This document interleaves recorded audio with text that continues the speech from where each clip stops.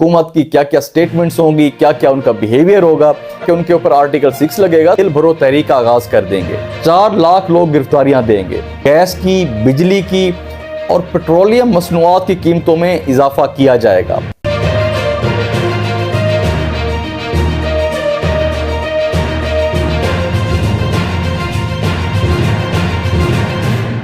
बिस्मिल्लाहिर्रहमानिर्रहीम, अस्सलाम वालेकुम। मैं हूं हसनैन अल्ताफ और आप देख रहे हैं मेरा यूट्यूब चैनल।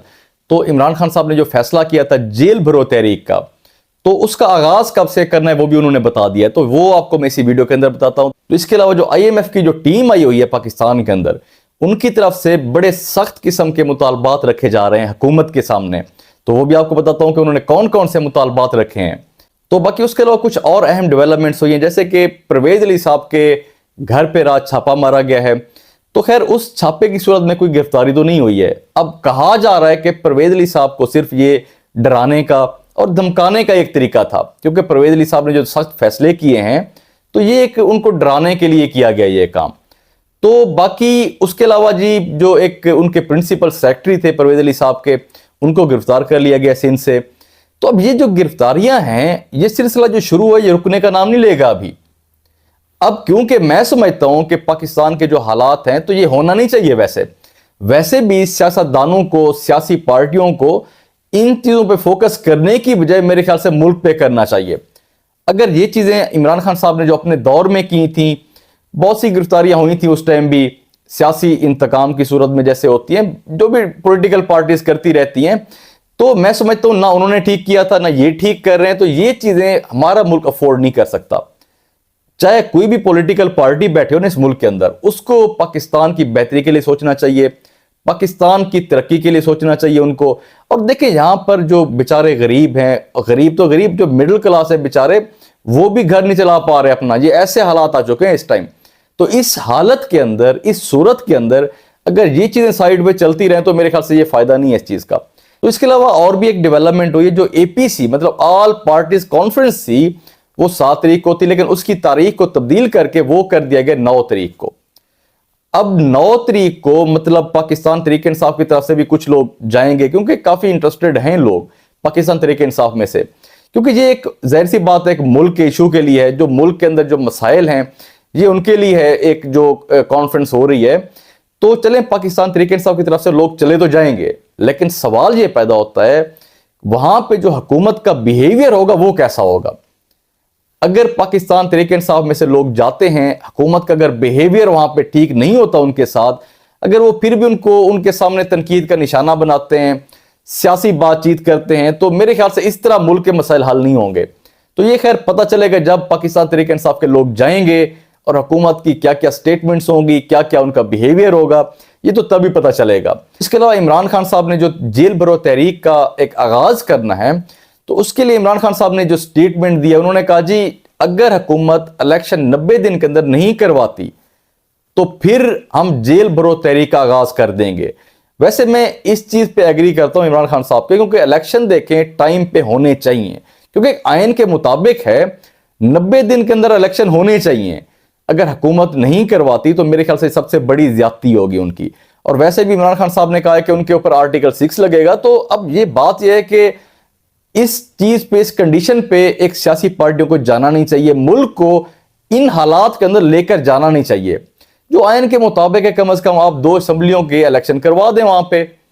तो अब इमरान खान साहब का कहना था अगर वो नहीं करवाएंगे तो हम जेल भरो तहरीक का आगाज कर देंगे। मतलब अभी जेल भरो तहरीक का जो आगाज है वो नहीं होने जा रहा। तो अभी इमरान खान साहब देखेंगे कि वो इलेक्शन की डेट देते हैं नहीं देते, इलेक्शन करवाते हैं नहीं करवाते, तो उसके बाद वो डेट का ऐलान करेंगे।